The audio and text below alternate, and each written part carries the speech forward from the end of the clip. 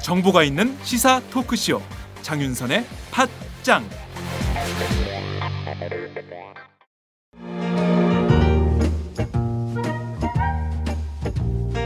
여러분은 지금 행복하신가요?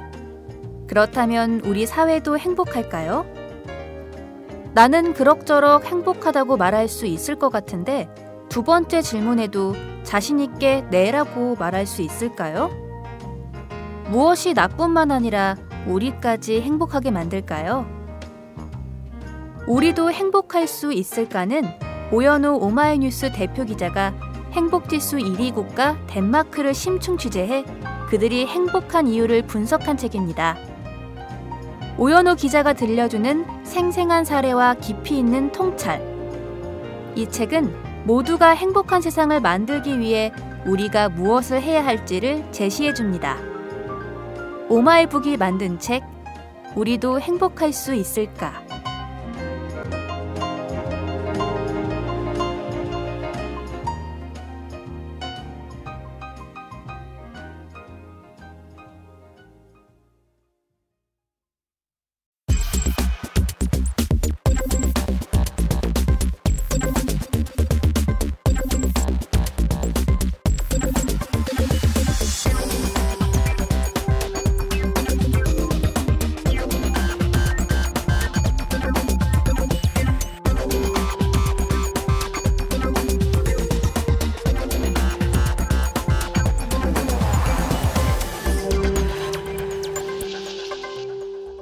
이택수의 여론 읽기.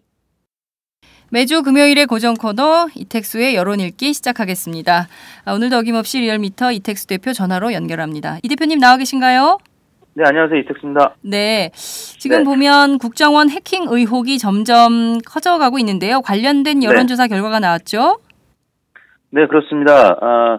최근에 국가정보원이 해킹 프로그램을 구입해서 개인 휴대폰이나 컴퓨터에 있는 개인정보를 나갔다는 의혹이 일고 있는 가운데 국가정보원장은 해킹 프로그램 구입 사실은 시했지만 국민을 상대로 사용한 적은 없다고 했었고, 만약에 국민 대상으로 해킹을 했다면 어떠한 처벌도 받겠다고 이병호 원장이 얘기를 했었죠. 그렇습니다. 그날 저희가 여론조사를 했는데 국가정보원장 해명을 어느 정도 신뢰하냐고 물었습니다. 58.2%가 신뢰하지 못하겠다고 응답을 했고요. 신뢰한다는 의견은 31.4%, 대략 한 2배가량의 불신 의견이 높게 나타났습니다. 네, 그러니까 이병호 국정원장은 내국인 대상은 아니고 북한 정보원을 대상으로 한 것이다 라고 내국인을 대상으로 한 사실에 대해서 극구 부인했지만 국민들의 여론조사 결과는 58.2%, 그러니까 국민 10명 가운데 6명 정도는 이런 국정원의 입장을 믿을 수 없다, 이런 응답을 했다는 거죠. 네, 그렇습니다. 네. 자, 그러면 지역과 계층에선 좀 어떻게 분포가 되고 있습니까? 지역별로는 TK 지역, PK 지역 이쪽 먼저 소개를 해드리면 신뢰한다는 의견은 부산 경남 지역에서만 오차 범위 내인 1.5%포인트 높은 47.4 대 45.9, 신뢰 의견이 약간 높았고요. 나머지 지역은 TK 지역을 포함해서 불신 의견이 대략 60% 안팎으로 높게 나타났습니다. 그리고 연령대별로는 60대 이상을 제외한 2, 3, 4, 50대가 모두 불신한다는 의견을 나타냈고요. 60대만 47.4 대 35.5, 대략 12%포인트가량 신뢰한다는 의견이 높았습니다. 그리고 지정당별로는 역시 새누리당 지지층만 67.1%가 신뢰한다는 의견을 나타냈고, 나머지 새정치연합 지지층은 93.3%가 신뢰할 수 없다, 10명 중에 9명 이상이 불신 의견을 나타냈고, 정의당 지지층도 87.5%가 불신 의견, 그리고 무당파층인 지정당이 없다는 응답자도 72.7%가 불신 의견을 나타내서 새누리당만 신뢰하는 의견을 나타냈습니다. 그리고 이념 성향별로는 역시 보수층만 60%가 신뢰한다는 의견을 나타냈고, 나머지 중도, 진보층은 모두 70 혹은 80% 이상 높게 불신 의견이 나타났습니다. 네, 사실상 지금 드러나는 정황들을 보면 국정원의 주장을 곧이곧대로 믿기엔 좀 어려운 측면들이 좀 있는 것 같기도 합니다. 왜냐하면 카카오톡 게임에 대한 사찰 의혹도 나왔고요. 그리고 또 무료 어플리케이션을 통한 대국민에 대한 전방위 사찰 의혹도 저희 오마이뉴스 어제 단독 보도로 밝혀졌기 때문에 국정원의 말을 곧이곧대로 듣긴 좀 어려운 형편이다. 이런 분석이 가능할 것 같습니다. 자, 김무성 새누리당 대표가 1주년 기자회견을 하면서 여야 동시로 완전 국민 경선제, 그러니까 오픈 프라이머리를 실시하자 이런 제안을 했는데요. 관련한 여론조사 결과는 어떻게 나왔습니까? 네, 지난 월요일 날 김무성 대표가 그런 기자회견을 했었고, 저희가 15일 날 그 다음 날 여론조사를 했는데요. 찬성 의견이 60.1%, 반대가 19.8%, 대략 6대2 정도로 찬성 의견이 높게 나타났습니다. 그러면 그 전반적으로 보면 지금 그 일단 여야가 동시에 완전 국민 경선제를 실시하는 것이 좋겠다라는 국민 여론이 훨씬 높다. 이렇게 봐야 되겠네요. 그죠? 네, 역시 10명 중 6명 가량이 그렇게 나타났는데요. 일단 그 여당 대표가 제안했다는 점에서는 약간의 여야 지지층의 온도차는 있었습니다. 새누리당 지지층에서는 76%가 찬성을 했고요. 반면에 새정치연합 지지층은 찬성이 17%포인트가량 높긴 했는데 47.5%만 찬성을 해서 새누리당 76.1%보다는 한참 못 미치는 그런 의견을 나타냈고, 무당층도 50대 23 정도로 찬성 의견이 2배 이상 높긴 했는데 역시 새누리당 지지층보다는 좀 낮은 수치를 보여서 여야 온도차가 확실히 느껴지는 결과가 나타났고요.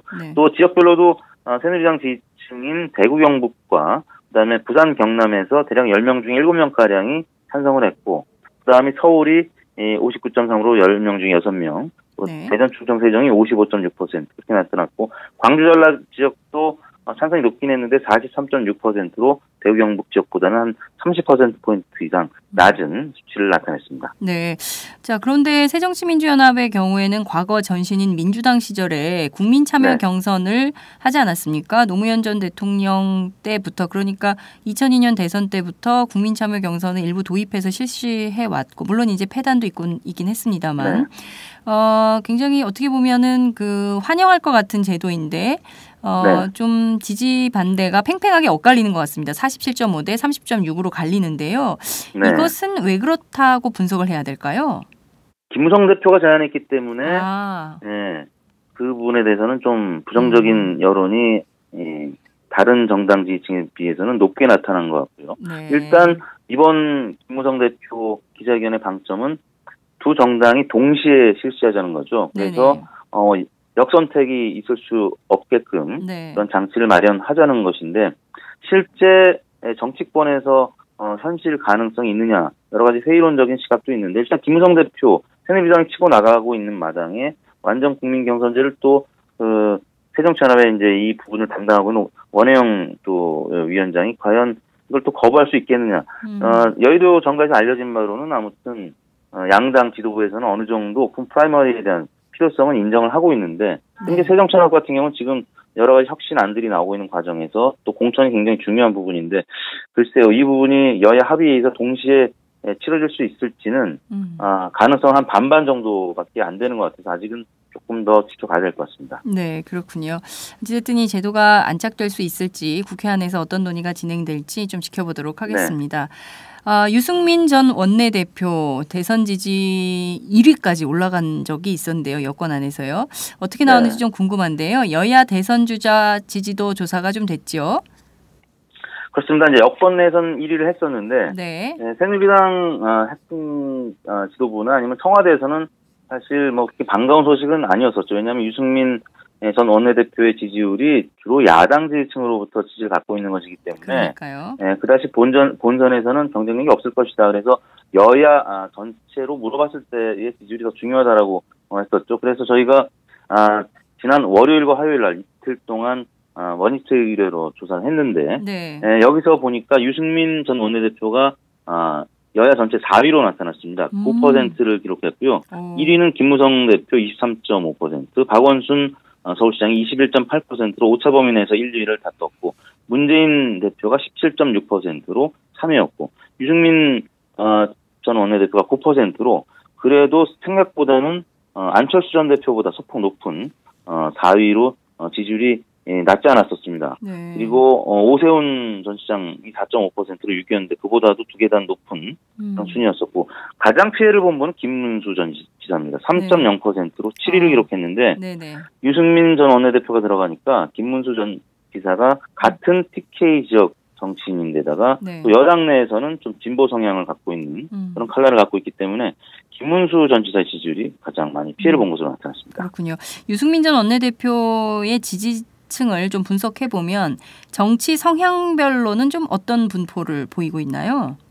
역시 가장 많이 지지를 보내고 있는 층은 중도층이었습니다. 전체가 9%라고 말씀을 드렸는데 중도층에서는 13.2%로 전체보다 높았고 네. 보수층은 6.4%로 전체보다는 2.6%포인트 낮았고 진보층도 6.6%로 전체보다는 2.4%포인트 낮았습니다.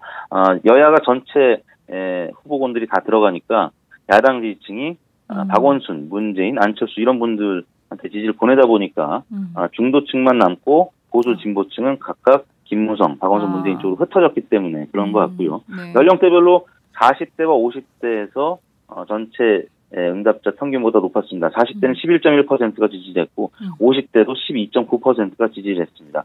그리고 지역별로는 대구 경북이 10.6%로 전체보다 소폭 높았고 또 광주 전라에서 12.2%로 전체보다 높아서 유승민 후보만 보면 가장 높은 지지를 보낸 곳이 광주 전라 지역이었었고요.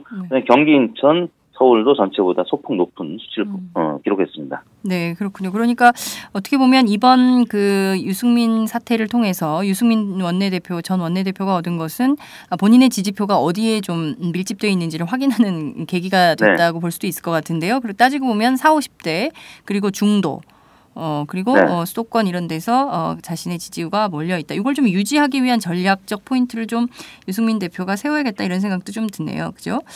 네, 근데 쉽지는 않습니다. 이제 잠시 후에 어제 저희가 조사한 일간 조사에서도 유승민 전 원내대표가 이번 주부터 포함이 돼서 정례 조사에 포함이 된 결과를 좀 이따 소개해드릴 텐데 지금 이거보다는 약간 소폭 빠진 양상을 나타냈거든요.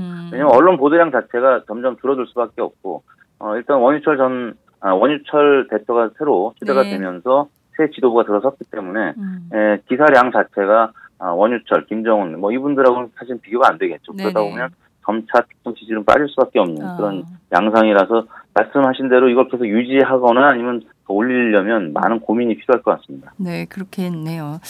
자, 대통령 국정수행 지지도 볼까요? 지금 국정원 사태 때문에 난리인데 대통령의 지지율이 어떻게 유지되고 있는지 좀 궁금합니다. 네, 박근혜 대통령 지지율이 이번 주에는 좀 약세로 출발을 했습니다. 지난주에 34.6%의 지지를 기록했는데 월요일 날은 33.1%로 지난주보다 약간 좀 떨어진 채 시작을 했었고요. 근데 이제 월요일 날 광복 70주년 특사 예고를 했었죠.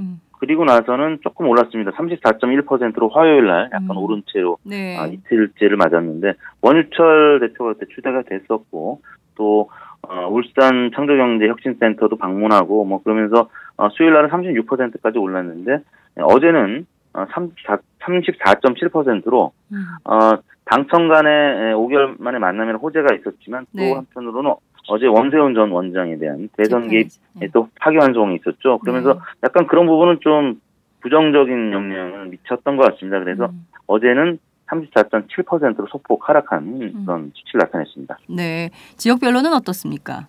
역시 긍정표가 가장 높은 곳은 대구 경북 지역 53.1%였는데요. 나머지 지역은 여전히 부정평가가 높습니다. 부산 경남이 1%포인트가량 부정평가가 높아서 긍정 46.4, 부정 47.5%로 나타났고요. 나머지 뭐 수도권 지역은 전체보다 조금 낮거나 비슷한 서울이 26.3%의 긍정평가, 전체보다는 8%포인트가량 낮았고요. 경기 인천이 34%로 전체와 비슷했고 대전 충청도 30.8%로 전체보다 좀 낮았습니다. 나머지 광주 전라 지역은 역시 부정평가가 72.9%로 가장 높았고 긍정은 서울과 비슷한 22.1%에 그쳤습니다. 네, 그렇군요. 국정원 댓글 사건에 대한 원세훈 재판 결국 사실 선거법 무죄로 가는 길을 터준 거 아니냐 이런 분석 보도가 나오고 있는데요. 그것에 대해서 국민들의 반감이 여론 지형에 포함이 된 게 아닌가 이런 분석도 가능할 것 같습니다. 정당 지지도는 좀 어떻게 나타났는지 궁금하네요. 네, 새누리당 지지율이 지난주보다 약간 좀 빠질 것 같은데요. 월요일 날은 38.9%로 지난주보다는 낮았지만 이번 주 전체에 비해서는 조금 높은 수치로 출발을 했는데 네. 그때 이제 아무튼 김무성 대표가 일주일 기자회견을 했었고 네네. 여기에서 국회 선진화법 개정 얘기도 했고 여야 동시 프라이머리 얘기를 했었죠. 네네. 그리고 원유철 대표가 추대됐던 게 화요일이었는데 그날은 조금 빠졌습니다. 36.4%. 근데 그때는 또 어떤 악재가 있었냐면 아까 가장 처음에 소개해드린 국정원 카톡 해킹 의혹 네. 이런 부분들이 월요일부터 집중 제기되면서 화요일 날은 또 서울 공대 동창회 명부로 해킹 시도 정황이 있었다 이러면서 화요일 날이 가장 빠졌습니다. 36.4% 저점이었고 수요일 날은 조금 회복을 해서 37% 그리고 어제는 당청회동 리스트는 38.4%로 월요일 수준을 회복을 했는데 네네. 지난주보다는 아무튼 국정원 해킹 파동 때문에 한 1%에서 2%포인트가량 빠질 듯한 그런 수치를 나타내고 있고 새정치연합은 월요일 날 27.4%로 지난주보다 1%포인트 낮은 수준으로 출발했다가 네. 화요일 날 국정원 해킹 파동이 번지면서 29.3%로 좀 결집을 했다가 또 28.2%로 수요일 날 좀 빠지고 어제는 박준영 전 지사가 또 탈당을 했었죠. 27.8%. 목요일 수치는 월화수 좀 약간 상승하는 듯 보이던 수치가 다시 빠지면서 27.8%로 어제 결과가 나타났습니다. 네, 지금 사실 국정원 댓글 사건으로 시작한 것이 지금 카카오톡 사찰뿐만 아니라 전방위 해킹 문제로까지 퍼지고 있는데 야당에서 뭔가 좀 공격적인 대응이랄까요? 그런 대응 태세 같은 게 잘 보여지지 않으니까 그런 것들이 이제 여론 시장에 전혀 반영이 안 되는 게 아닌가 이런 생각이 좀 들기도 하고 새정치민주연합은 여전히 이 30%를 못 넘는 분위기가 계속되네요. 그렇습니다. 조금 전 발표된 갤럽 조사에서도 한 1%포인트가량 이번 주에 오히려 빠졌는데 당내에서 좀 화력을 집중을 해야 되는데 지난주에는 당원들이 탈당하고 이번에는 또 전 지사가 탈당을 했는데 박준영 전 지사가 아무튼 DJ의 핵심 멤버였었고 또 지사도 3선이나 있었던 그런 중진급이라는 점에서는 현역은 아닙니다만 좀 여파가 있었던 것 같고요. 또 오늘 동아일보가 당내 호남 의원들 25명을 대상으로 조사한 거 보면은 25명 가운데 17명이 신당이 생길 것이다라는 의견을 나타냈기 때문에 이 분열은 어쩔 수 없는 상황이다라고 지금 의원들도 생각을 하고 있고 국민들도 그렇게 생각을 하고 있는 것 같습니다. 다만 25명 의원들 가운데 합류를 하겠다는 합류 검토 의견은 한 명밖에 안 나타났습니다. 그래서 아직은 현역 의원 혹은 현역 지사들의 탈당 움직임이 없기 때문에 그래도 20% 후반 지지율을 지금 기록을 하고 있는데 30%로 넘을 만한 소재가 발생을 해도 넘지 못하는 것은 이제 바로 이런 분열 가능성 때문에 계속 그런 것 같습니다. 네, 조선일보가 안철수 또 김한길 두 대표의 탈당 가능성에 대한 기사를 정대철 고문발로 썼는데 그에 대해서는 좀 사실이 아닌 걸로 입장이 나온 것 같습니다. 그러나 말씀하신 대로 지금 새정치민주연합 안에서의 탈당 흐름 그리고 또 신당 창당 문제는 여전히 좀 계속되는 문제가 아닌가 이런 생각이 좀 들기도 하네요. 지켜보도록 하죠. 자, 여야 차기 대선 주자들의 지지도가 좀 어떻게 되는지 주간 통계를 좀 볼까요? 네, 김무성 대표가 이번 주 강세를 나타내고 있습니다. 지난주에 21.3%였는데 어제 기준하면 23.3%로 2%포인트가량 올랐습니다. 오늘 조금 전 갤럽에서 발표한 여야 대표의 긍부정평가, 대통령 국정 수행 지지도와 같은 방법으로 조사한 건데 긍정평가가 김무성 대표가 41%, 부정평가가 37%로 4%포인트가량 긍정평가가 높았습니다.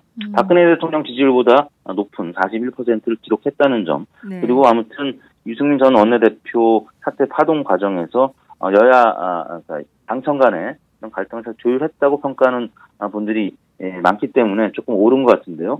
아무튼 취임 1주년 기념한 기자회견 보도량도 많았었고 이번 주는 조금 강세를 나타냈습니다. 두 번째 2위가 박원순 시장인데요. 박원순 시장은 지금 메르스 전국에서 조금 탈피해서 서울의 경우에 이제 1일 관광 홍보이사로 활동을 했었는데 아무튼 본연의 업무를 지금 이제 이번 주에는 많이 했습니다. 경제인들 또 명 정도 만남을 가졌었고요. 또 구청장과의 만남들도 있었고. 그런데 아무튼 메르스 정부에서 보였던 그런 파괴력은 조금 잊혀져 가면서 18.3%로 지난주 19.6%보다 조금 빠진 모습을 나타냈고요. 예.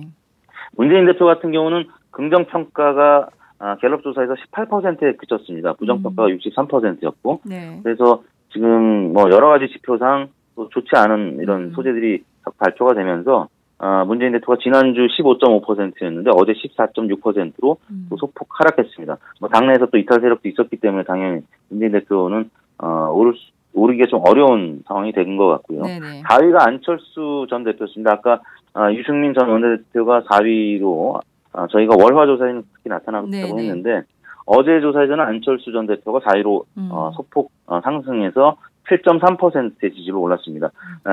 그 최근에 이 해킹 관련된 부분과 관련한 위원장을 맡고 있고 또 그 부분과 관련해서 또 의회에서 이제 시연도 보여줬었죠. 그래서 기대감이 지금 많이 반영이 된 것 같습니다. 그래서 4위로 다시 올라섰고 그 다음이 유승민 전 원내대표가 5.5%로 아까 저희가 여야 8명만 조사를 했고요.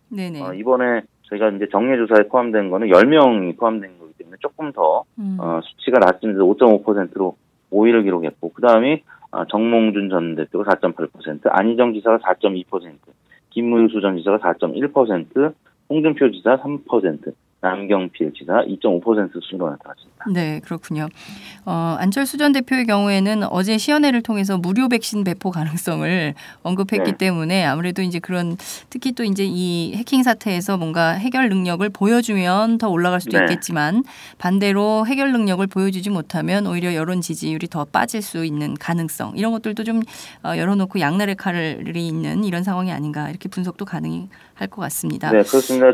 뭐 언론에서 밝혀지는 여러 가지 국정원 그 해킹 의혹에 대한 그런 여러 가지 정황들 혹은 물증들을 안철수 위원장이 주도적으로 자료를 또 제보를 받고 그걸 또 밝혀낸다면 지지율이 좀 오를 것 같고요. 현재 수준에서 그 백신 배포하고 원인을 계속 그냥 파악하는 정도로만 된다면 지지율이 뭐 그닥 많이 오르지 않을 가능성도 있는데 아무튼 많은 국민들은 지금 현재 초반에 이 안철수 위원장한테 기대를 하고 있는 것 같습니다. 네, 뭐 여의도 정가에서 들리는 소문에 따르면 안철수 전 대표가 이번 일을 위원장을 맡으면서 본인의 능력을 보여주겠노라고 굉장히 속도감 있게 일을 진행하겠다라는 입장을 밝혔기 때문에 이번 주말 사이에 어떤 일이 있을지 저희가 함께 지켜보도록 하지요. 오늘 말씀 정말 잘 들었습니다. 감사합니다. 네, 감사합니다. 네, 지금까지 리얼미터 이택수 대표와 함께했습니다.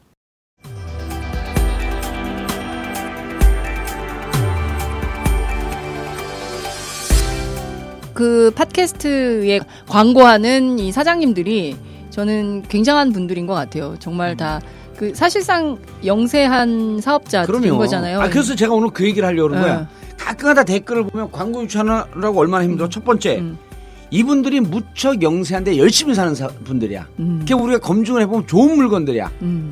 그런데 댓글에다 뭐라 하냐면 광고 많이 나왔구나 스킵했어요. 자랑이다 들아. 스킵한 게. 광고 들어야 돼. 광고 듣고 한 번만. 팟짱에는 지금 안타깝게도 스킵할 광고가 없습니다.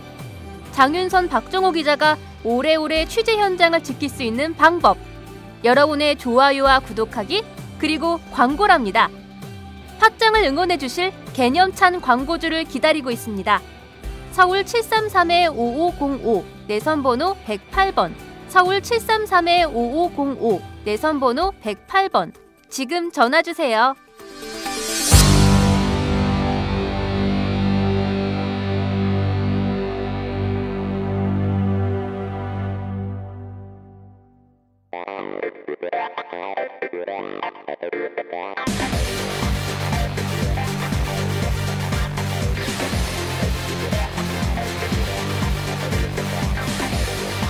정보가 있는 시사 토크쇼 장윤선의 팟짱.